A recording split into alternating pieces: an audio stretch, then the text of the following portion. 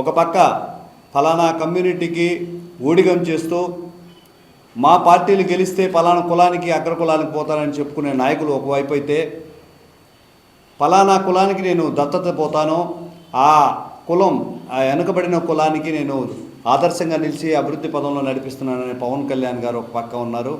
అదేవిధంగా కుల గణన చేసి ఏ కులాల వారిని దగ్గర తీస్తే ఎంత మంచిదని ఒక పక్క రాజకీయ నాయకులు ఆలోచిస్తుంటే, వాళ్ళకి విభిన్నంగా నైపుణ్య గణన జరగాలి, స్కిల్ డెవలప్మెంట్ కోర్సులు పెట్టాలి, యువతకి పెట్టుబడి ప్రభుత్వం పెట్టాలి అనే విధంగా పవన్ కళ్యాణ్ గారు ముందుకు దూసుకుపోతున్నారు.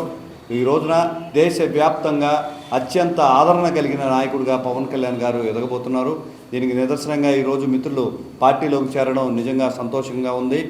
ఏ పక్క చూసినా కూడా రాష్ట్ర అభివృద్ధిని కాంక్షించి, ప్రజల క్షేమాన్ని కాంక్షించి, వైసీపీ వ్యతిరేక ఓట్లను చీలనివ్వను అని 2 సంవత్సరాల నుంచి ఒకే మాట మీద పవన్ కళ్యాణ్ గారు కూర్చొని ఉన్నారు.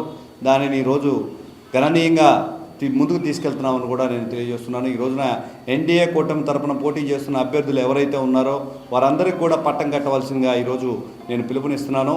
ఓటు అనేది హక్కే కాదు, మన సామాజిక బాధ్యత.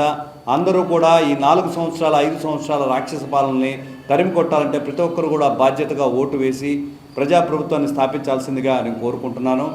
వైసీపీ నాయకులు ఎవరైతే ఉన్నారో వాళ్ళు నోటుకొచ్చినట్లు దుర్భాషలాడుతూ అనేక సార్లు పవన్ కళ్యాణ్ గారిని దూషించడం జరిగింది. వ్యక్తిగత దూషణలు ఎదుర్కొంటూ కూడా ఉన్నతమైన జీవితాన్ని గడుపుతూ కూడా ప్రజల యోగక్షేమాల కోసం 5 సంవత్సరాలు, ఈ ఓడిపోయిన 5 సంవత్సరాల కాలంలో 50 కోట్ల రూపాయలు సొంత సంపాదన నుంచి ప్రజలకు ఇచ్చిన ఏకైక నాయకుడు పవన్ కళ్యాణ్ గారు అని తెలియడానికి నేను గర్విస్తున్నాను.